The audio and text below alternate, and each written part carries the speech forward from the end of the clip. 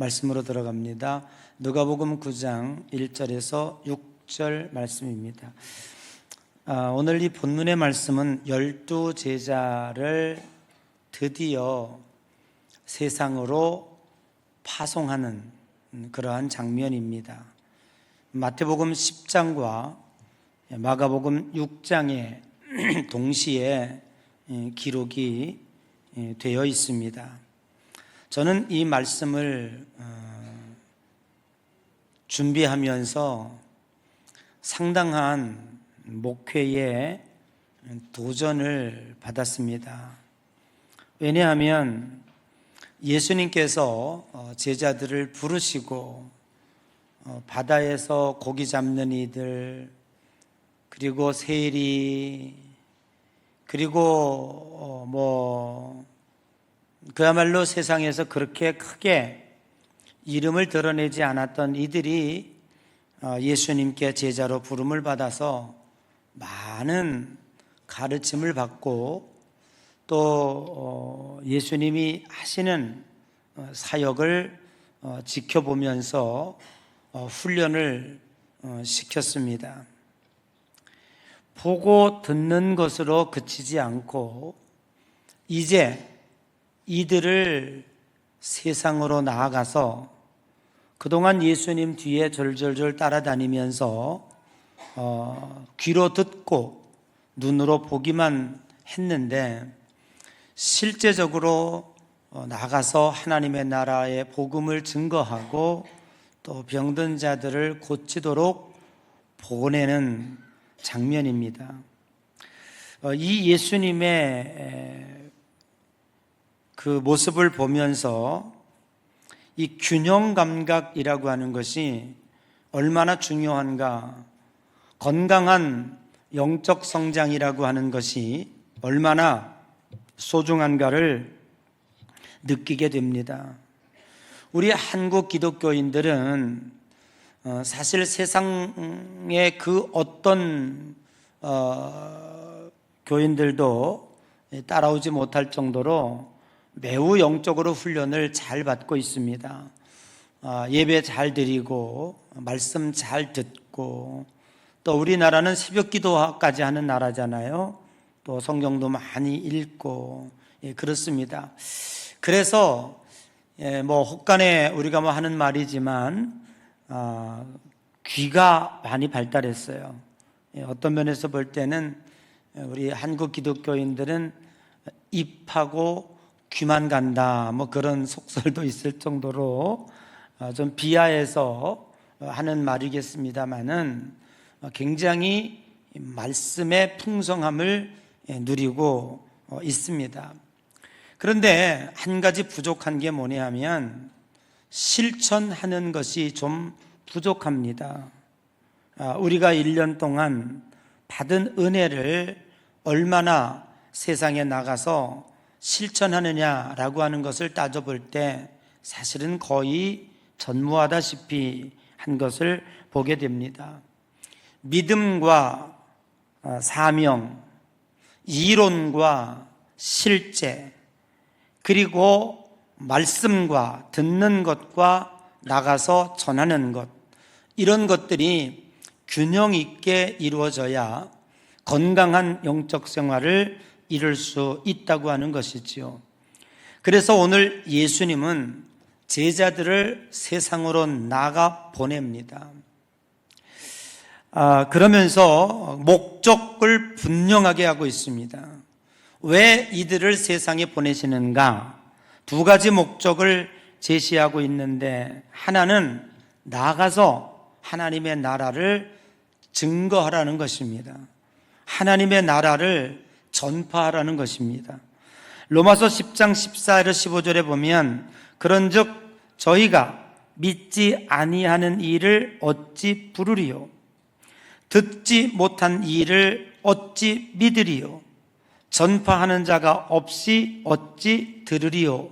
라고 말씀을 하고 있습니다. 이 말씀에서 강조하고 있는 것은 뭐냐 하면 나가서 전해야 믿는 이도 생기고 하나님도 부르고 그 들은 대로 그들이 말씀을 받아들일 수 있다고 하는 것이죠. 15절에 보면 보내심을 받지 아니하였으면 어찌 전파하리요. 기록된 바 아름답도다. 좋은 소식을 전하는 자들의 발이여 함과 같으니라 라고 말씀하고 있습니다. 하나님이 보시기에 아름다운 삶, 야, 너 참 보기 좋다, 야, 너 참 훌륭하다, 이렇게 주님이 우리를 칭찬하시는 그 근거가 뭐겠습니까? 좋은 소식을 전하는 자들의 발이요 라고 말하고 있죠. 하나님의 복음을 전하고 하나님의 나라를 전하는 삶, 그 삶에 대한 칭찬을 하고 있는 것입니다.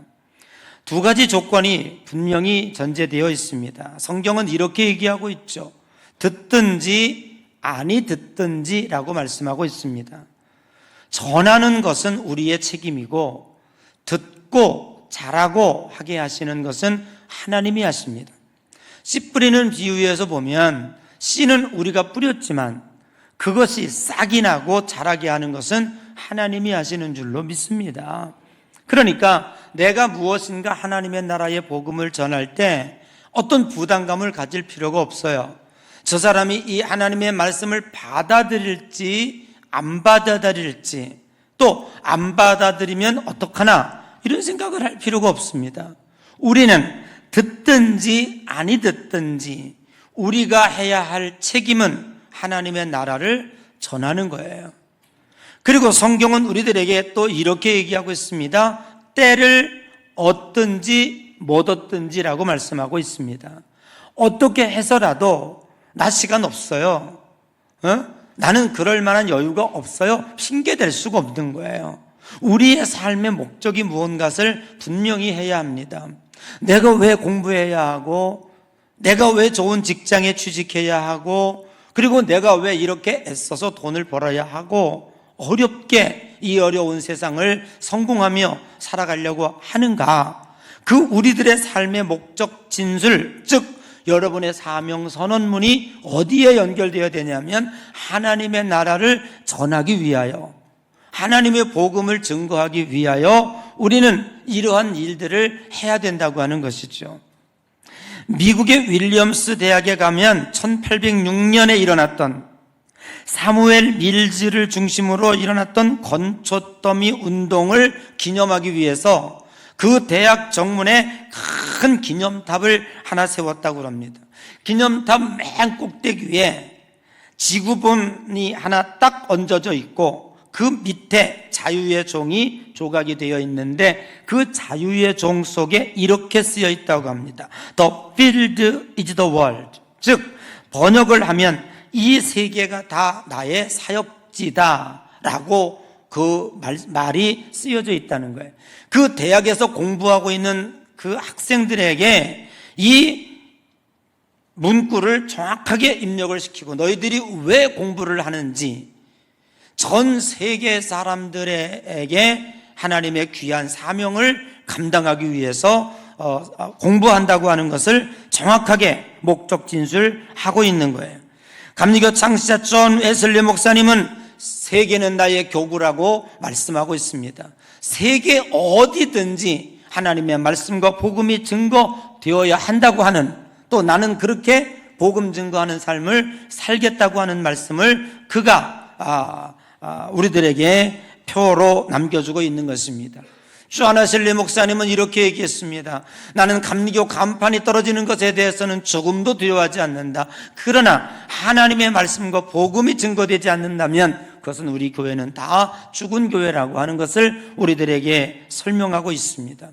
그러므로 오늘 우리는 때를 얻든지 못 얻든지, 저들이 듣든지 아니 듣든지 하나님의 복음을 증거하고 그리고 나가서 하나님의 나라를 전파하는 일이 바로 우리의 사명이라고 하는 것을 인식하는 여러분 되시기를 주님의 이름으로 간절히 축복합니다.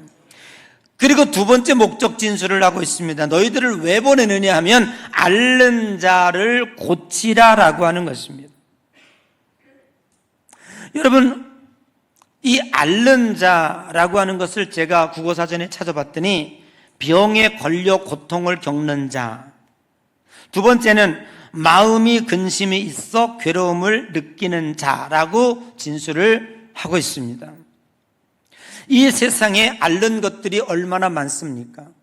질병으로 앓는 자들, 정신적 고통으로 앓는 자들, 심지어는 현대 문명을 통하여 오늘 이 지구 전체가 부글부글 끓고 앓고 있습니다. 얼마 전에 일본을 강타했던 태풍, 역대급 태풍이었습니다. 일본 사람들이요, 시속 15km로 일본 대륙을 관통해 나아가는 그 모습을 지켜보면서 그들은 두려움을 느끼며 이렇게 얘기했어요. 누군가 태풍을 조종하고 있다라고 할 정도로 그들은 많은 어려움을 겪었습니다. 지금 태풍 지나가고 있습니다. 중국을 거쳐서 베트남으로 가고 있는 이 태풍도 역대급 태풍. 요즘엔 이제는 일어났다 하면 역대급이에요.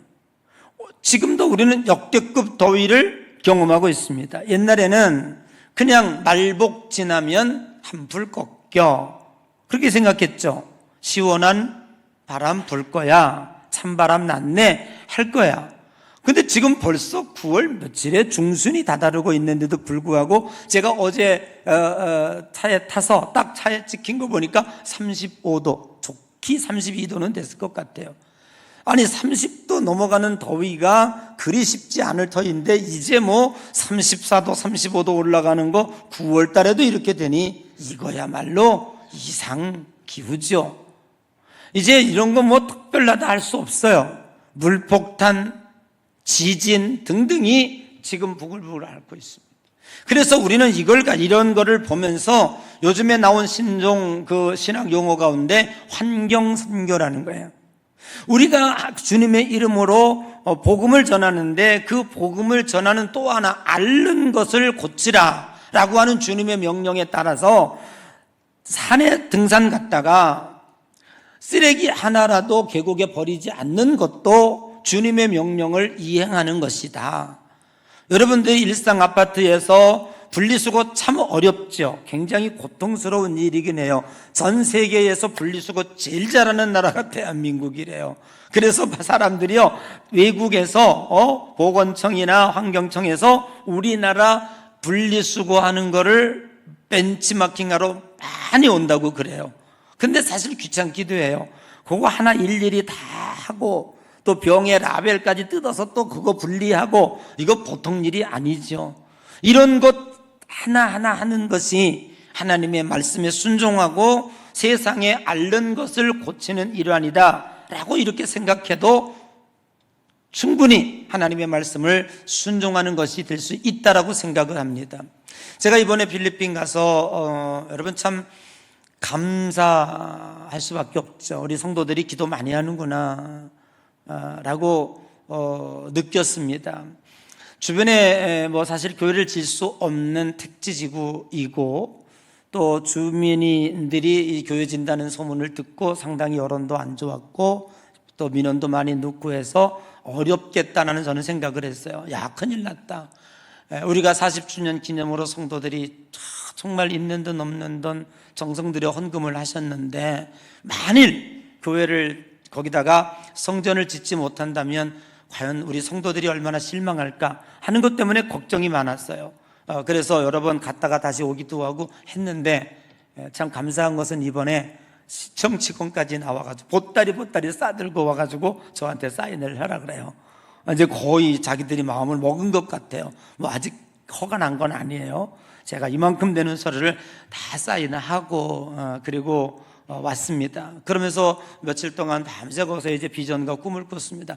처음에 제가 거기 그 로비에 이렇게 봤더니 그 센터 질 때에 헌금했던 헌금자 명단이 이제 명패에 이렇게 새겨서 쫙 한 80명 정도 되는 것 같아요. 쫙 이름이 다 한 분 한 분 계속 신앙생활 하시는 분도 있고 또 돌아가신 분도 있고 또 떠나신 분들 다 보면서 마음이 얼마나 뿌듯한지 알 수 없었어요. 사실 근데 그 밑에 2015년이더라고요.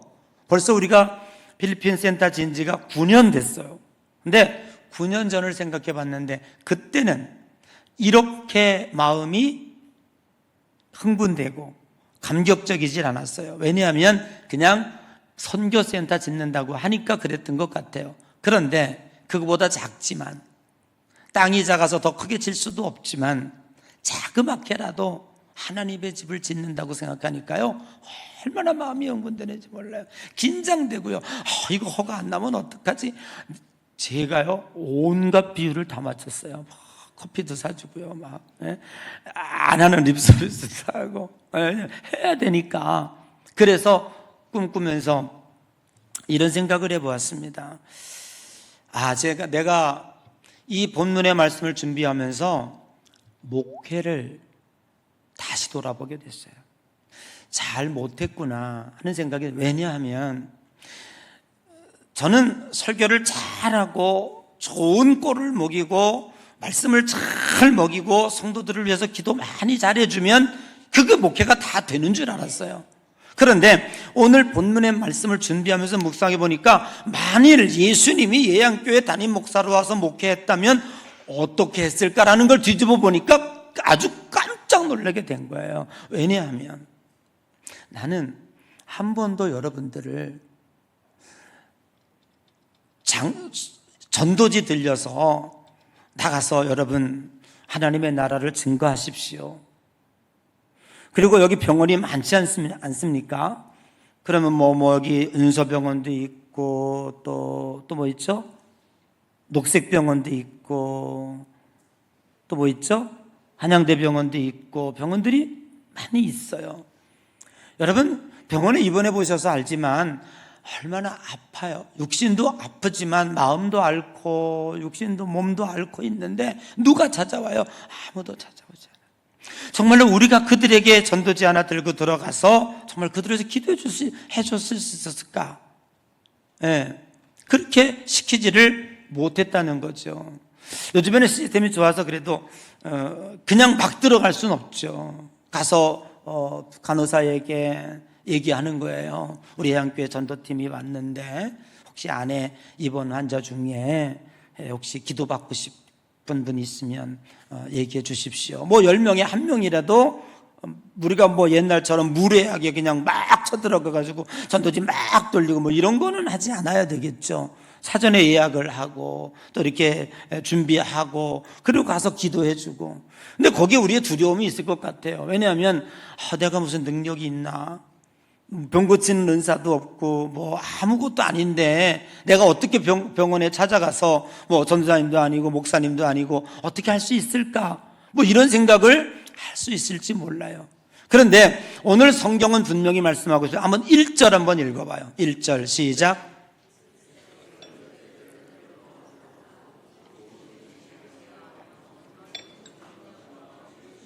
자, 오늘 본문의 말씀에서 이렇게 한번 찾아보세요. 제자들을 먼저 보냈습니까? 아니면 능력을 먼저 주었습니까?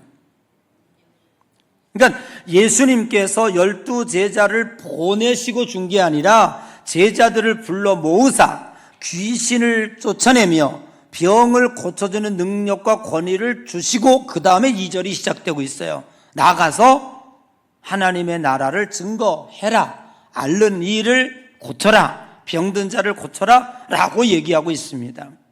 사랑하는 성도 여러분, 오늘 우리가 내가 능력이 없어서 못한다라고 하는 것은 성경에 맞지 않습니다. 능력이 없는 것 맞습니다. 그러나 내가 주님의 일을 하려고 마음을 먹으면, 또 이미 주님이 나를 보내시고자 결심하시면 나아가기 이전에 하나님은 우리들에게 능력을 먼저 주시는 줄로 믿습니다. 그러니까 우리 그리스도인들이 하나님 앞에 기도할 때 이렇게 기도해야 돼요. 주시면 하겠습니다. 아니에요. 하나님 하겠습니다, 주세요, 이렇게 하셔야 돼요. 여러분들이 어떤 것이든지 간에 주님을 위해서 또 하나님의 사명을 위해서 여러분의 삶을 위해서 하려고 마음을 먼저 먹어야 돼요. 너희 마음속에 착한 일을 시작하시니가 여호와의 날까지 이루신다고 했어요. 우리가 마음을 먹는 건 내가 먹지만 그 일을 이루시는 분은 하나님이 하시는 줄로 믿습니다. 내가 나가서 복음을 증거할 때 내가 무슨 전도의 능력, 구변 능력, 연설 능력, 웅변 능력이 쌓는 거 아니에요. 그냥 내가 나가서 하면 능력은 하나님이 주시는 거예요. 여러분의 병든 자를 위해서 기도했어요. 낫고 안 낫고 내 책임이 아니죠. 하나님이 하시는 거예요. 아멘. 하나님이 하시죠. 그러니까 가라는 거예요. 내가 이미 너에게 능력을 주었다는 거죠. 놀라운 일들이 일어나는 거죠. 그런데 문제가 뭐냐면은, 여러분 생각해 보면 제자들이, 한번 여기에 내가 초점을 맞춰볼 필요가 있습니다. 이제 제자들을 내어 보냈습니다. 나가서 하나님의 나라를 증거하고, 그리고 나가서 앓는 이들을 고친 거예요. 눈먼 자를 뜨게 하고, 소마비를 고치고, 중풍병자를 고치고, 이거는 예수님만 하는 일인 줄 알았어요. 그런데 실제로 제자들이 나가서 주의 이름으로 기도하고 하니까 이런 기적과 역사들이 일어났어요. 성경은 뭘 기록하나 여러분들이 잘 보셔야 돼요. 그 고침받은 사람들이 기뻐하고 그 병 나은 것에 대해서 행복해하는 것을 성경은 쓰지 않았어요. 뭘 썼냐면 그것을 나가서 주님의 이름으로 할 때 병이 낫고 귀신이 나가고 없어지는 그 사람들을 보고 온 제자들이 예수님 앞에 너무 기뻐가지고 깜짝 놀래가지고 예수님께 막 보고를 하는 거예요. 그러면 우리는 뭐가 느끼냐면, 그렇죠. 우유 배달하는데 우유 받아 먹는 사람보다 배달하는 사람이 더 건강하다, 그런 얘기 있지 않습니까? 성경은 우리들에게 이걸 얘기하는 거예요. 우리들이 주님의 이름으로 일할 때 누가 더 기쁘고 누가 더 행복할까를 얘기하는 거예요. 여러분들이 주님의 이름으로 나가서 하나님의 나라를 증거하고 그리고 나가서 할 때 누가 역사하신다고요? 하나님이 일하실 거예요. 거기서 우리가 하나님의 일하심을 볼 때 우리들의 믿음과 영적인 것이 얼마나 건강해지겠냐고요. 얼마나 힘이 있어지겠냐고요. 그 사람에게는요, 악한 마귀 사탄 절대 엄습도 못해요. 감히 악한 사탄이 와서 그 사람을 유혹합니까? 그 사람에게 나 너무 우울증 있어요, 너 살기 싫어, 그렇게 할까요? 그런 거 없어. 싹 없어지죠. 여러분, 우리가 이 세상에서 힘있게 영적인 힘 있는 신앙생활하고 이 어려운 고통 많은 세상에서 삶의 의미를 느끼며 살 수 있는 방법이 무엇이겠습니까? 하나님의 역사를 보고 체험할 때 오늘 우리들에게 그런 일들이 나타나게 되는 줄로 믿습니다. 저는 그래서 깨달았어요. 이번에 필리핀 가서 허가를 누우면서 정말 잠이 안 왔어요. 불면증 때문에 잠이 안 온 거 아니에요. 제가 그런 일을 경험해 본 적이 없어요. 제가 혼자 방에서 잠을 청하면서 꿈을 꾸는 거예요. 비전을 갖는 거예요. 어떻게 할까? 말씀 준비하면서 깨닫고 우리 성도들을 어떻게 할까? 거기에 그림을 그리는 거죠. 여러분, 혹시 우리 센터 가보신 분은 알겠습니다만은 센터가 안에 져 있고 필리핀은 범죄가 심하고 나쁜 일들이 많이 벌어지잖아요. 그래서 그때 지은 건축하는 사람이 담벼락을 한 이렇게 높이, 2m 높게, 완전히 무슨 교도소입니까? 그래서 왜 이렇게 담벼락을 높이 쌌어? 그랬더니 필리핀은 범죄가 많이 일어나가지고 담을 높이 쌓아야 되는데, 아니 무슨, 그럼 차라리 교도소를 짓지 왜 이렇게 전했어? 그러면서 제가 무슨 생각을 했냐면, 이번에 건축할 때 다 헐어버리죠. 아니 들어와서 훔쳐갈 게 얼마나 있겠습니까? 이게 높다고 안 들어오고 낮다고 안 들어오겠습니까? 그렇지는 않은 것 같아요. 그래서 정말 최소한 하나님의 나라를 전하는 교회나 선교센터라고 하면 저는 그렇게 하지 않아야 된다고, 나지막하게 녹슬지 않는 철제로 그냥 울타리 만들고, 그리고 그 앞에 저희들이 식당으로 쓰는 한 20평 정도의 공간이 있어요. 다 틀려고 생각해요. 그래서 거기를 정문을 내고 지나가는 사람 들어와서 커피도 마시고. 여러분, 필리핀은요, 여러분이 상상하는 것 이상으로 많은 앓는 이들이 너무 많아요. 제가 이번에 줄스 목사님께 물어봤습니다. 우리 초창기 최초 멤버 그분이 로레나가 이제 우리 헬퍼로 있는데, 로레나네는 애들이 몇 명이야? 자식이 몇 명이야? 그랬어요. 그랬더니요, 아무 생각 없이 9명이에요 그러는 거야. 아니 애를 9이. 그래서 내가 깜짝 놀랐어요. 아니 어떻게 9을 낳아? 그랬더니 줄스 목사가 하는 말이 먼저, 보통 이렇게 낳아요 그러는 거야. 애들이요 바글바글합니다. 여러분 그거 생각해 보면 앞으로 여러분들이 지어질 그 예배당에서 그 아이들이 들어와서 하나님의 말씀으로 교육받고 양육받고 앞으로 이 나라를 위해서 인물을 키워나간다고 생각할 때 얼마나 비전이 있겠습니까? 야, 이건 대단히 중요한 일이다 라고 생각했어요. 여러분 필리핀이라는 나라는요, 여러분처럼 건강보험이 없어요. 거기는요 그냥 병 걸리면 죽는 거예요. 병원 가면 병원비가 너무너무 비싸기 때문에 아예 갈 수가 없어. 암이 밖으로 터져 튀어나와 그때 가서 죽을 때 가는, 거의 집에서 다 죽어요. 예, 얼마나 힘들겠습니까? 여러분 그들에게 가서 기도해 준다면, 자막히 빵 하나를 만들어서 이렇게 만들어서 전해준다면 얼마나 고마운 일이겠습니까? 예, 노인들요, 대한민국 노인들은 뭐 천국이죠. 예, 독거 노인들이요, 그냥 죽을 날만 그때 기다리면서 먹을 것도 없이 그리고 살고 있는 분들이 한두 명이 아니에요. 자, 이런 거를 생각해 보면서 제가 많은 것을 생각했습니다. 아, 예수님이 여기 목회하신다면 어떻게 하실까? 저는 우리 카페도 이렇게 하면 안 된다고 생각해요. 예수님이 오신다면 저 카페 어떻게 했을까? 빵 만들어 팔았을까? 커피 말아서 받는 일만 했을까? 아닌 것 같아요. 처음에 계획했던 대로 이 아름답고 좋은 자리에 여러분 성도들이 매일 하라는 거 아니에요. 여러분들이 목사가 아니기 때문에 풀타임으로 하라는 거 아니에요. 1년에 한 번이라도 가족 휴가 내서 비행기 타고 필리핀에 가서 거기서 자그맣게라도 못생긴 빵이라도 만들어서 이렇게 도시락처럼 해서 아이들 손잡고, 자 우리 할머니 집에 가자, 가서 그거 놓고, 뭐 영어 못해서 기도 못한다고요? 아니요, 여러분 핸드폰이 너무 좋아가지고요 거기서 하면 영어로 그냥 다 기도하면 다 해요. 짧게 기도해주고 돌아온다면 그 기쁨은, 받는 사람의 기쁨이 열이라면요, 여러분들은 100의 기쁨을 누릴 수 있을 거예요. 여러분의 영이 얼마나 건강해지겠습니까? 예수님이 와서 여기서 목회하신다면 그렇게 했을 것 같아요. 왜? 제자들을 부르시고 그들을 눈에 보게 하고 귀로 듣게만 한 것이 아니라 실제적으로 두려워 떨고 있는 제자들을 한 번도 세상으로 나아가지 못했던 그들을 내보내는 거예요.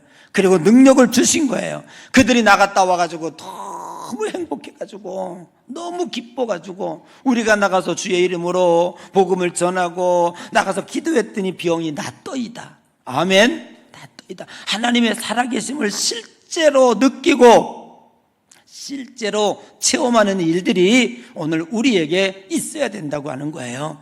그건 어떻게 나타나느냐? 내가 주님의 사명을 감당하려고 할 때 하나님은 이미 우리에게 주시는 줄로 믿습니다. 그래서 오늘 우리들이 신앙생활하면서 하나님이 오늘 우리들에게 어떻게 역사하실까를 다시 한번 생각해 보면서 본문을 조명해 보았습니다.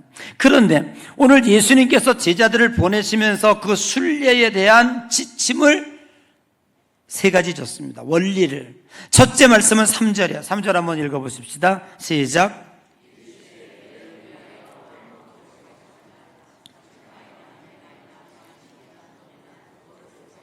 아멘. 그런데 아멘이 되세요? 저는 이 말씀이 아멘이 안 되더라고요. 아니 어떻게 아무것도 가지지 마라, 지팡이도 가지지 말고 배낭도 가지지 말고 양식이나 돈이나 2벌의 옷도 가지지 말라고 하는 이 말씀은 도대체 뭘까 곰곰이 생각해 봤어요. 주님이 제자들에게 그렇게 말씀하시는 건 뭐냐면 이런 것들이 우리가 살아가는데 필요 없다는 게 아니에요. 필요 없다는 것이 아니라 이 세상에 일용할 것들에 대하여 관심을 갖고 집착하는 것보다도 하나님의 나라와 그의 의를 구하면 하나님이 이 모든 것을 준비해 놓기 때문에 필요 없다는 거예요. 여러분 우리가 살아가는데 먹어야 해요. 그죠? 옷을 입어야 해요. 아니 예수님이 바보이십니까? 그래서 그게 필요 없다고 한 거라고요? 아니에요. 아니면 우리가 가난하게 사는 것을 하나님은 보시고 즐겁기 때문에 그러시겠어요? 아니라니까요. 방향이 바뀌어야 돼요. 내가 무엇을 먹을까, 무엇을 입을까, 무엇을 마실까라고 집착한다고 하여 부자 되는 거 아니에요.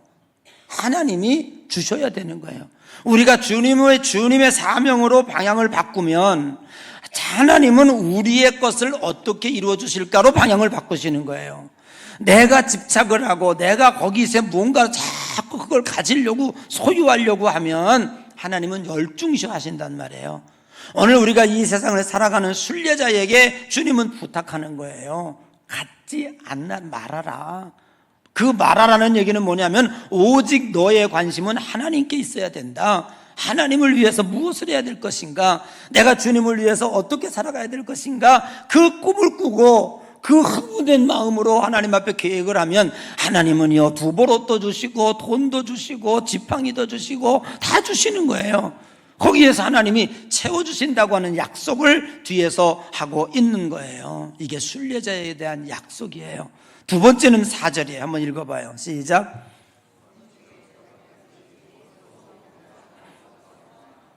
이건 무슨 얘기입니까? 마태복음 10장 11절에는 이렇게 얘기하고 있어요. 어떤 성이나 마을에 들어가든지 그 중에 합당한 자를 찾아내어 너희가 떠나기까지 거기 머물라 라고 말하고 있습니다.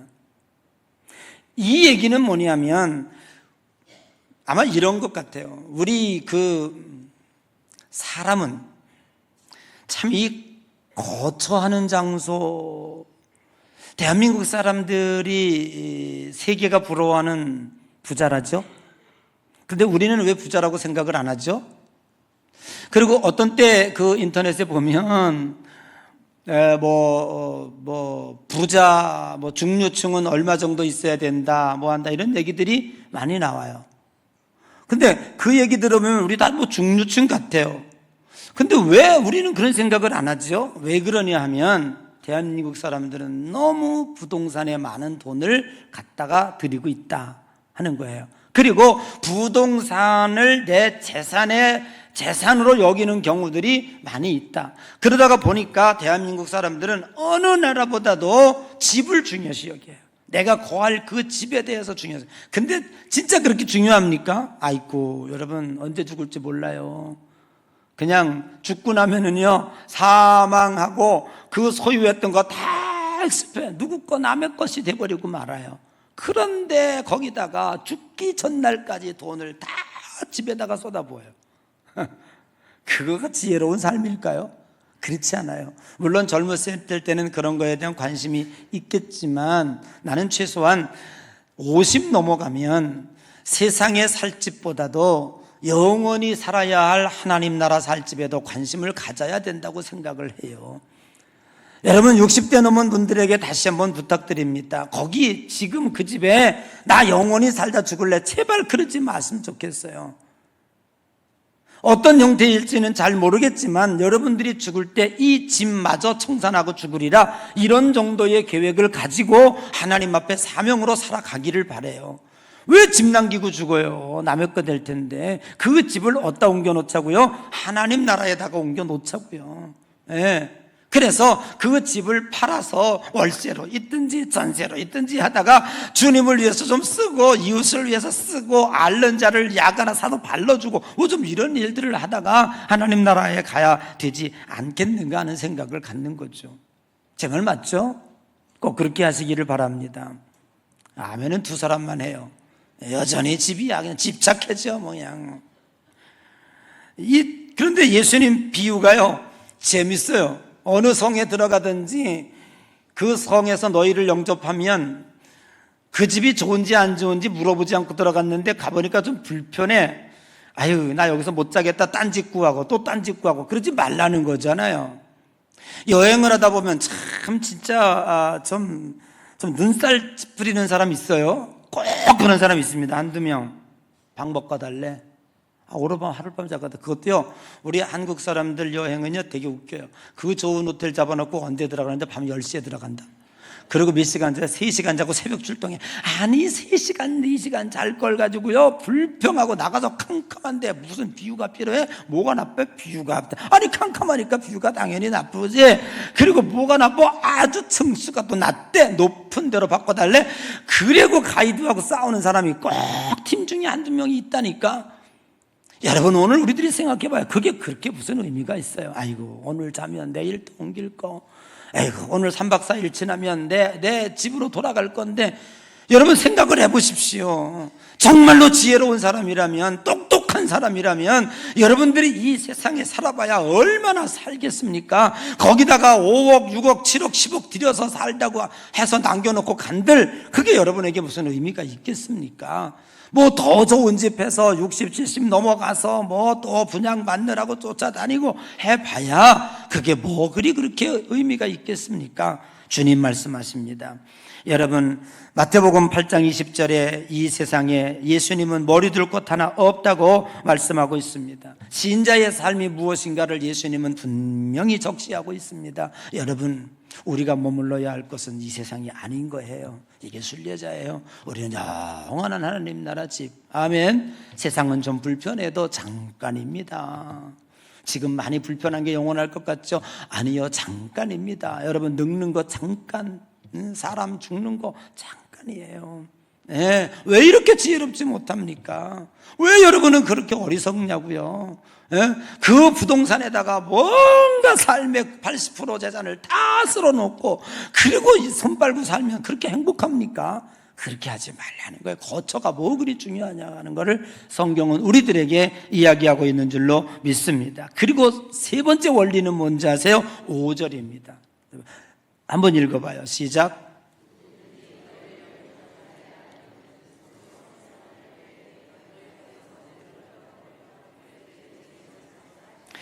지금 이상한 행동을 가르쳐주고 있죠.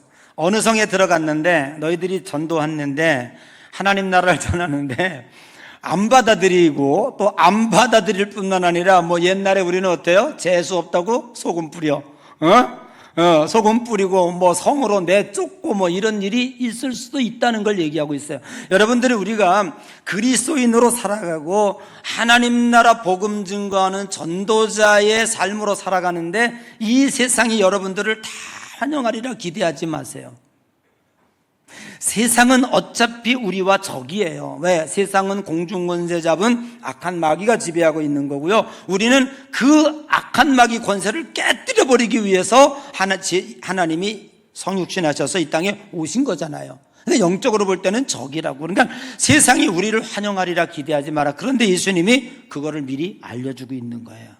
혹 그렇게 되었을 때 너희들이 그 성을 나올 때 발에서 먼지를 이상한 행동을 가르치고 있죠. 그런데 이거는 이상한 행동이 아니라 유대인들이 길을 걸어가는데 이방인 땅을 밟고 걸어가다가 지금은 여러분 구두를 신고 있지만 옛날에는 이 집신 같은 거 신잖아요. 이 먼지가 많이 묻어요. 또 비가 안 오는 나라이기 때문에 그 중동 지역은 그냥 퍽썩 그냥 먼지 구덩이에요. 그냥 그 먼지 길을 걸어오다가 예루살렘 땅을 들어갈 때 거기서 털어버리라는 거예요. 그게 그들의 성결 의식이에요. 성별 의식이죠. 그걸 지금도 하고 있어요. 그 사람들은 걸어갈 때 툭툭툭 터는 의식을 하는 거예요. 그거를 예수님이 적용을 해서 제자들에게 이야기하고 있는 그 이유는 뭐냐 하면 아까도 얘기한 것처럼 절대로 우리가 하나님의 백성으로 살아가는 일에 세상이 늘 여러분을 환영할 수는 없다. 또 환영하기를 기대하지도 말아라 라는 게 첫 번째고요.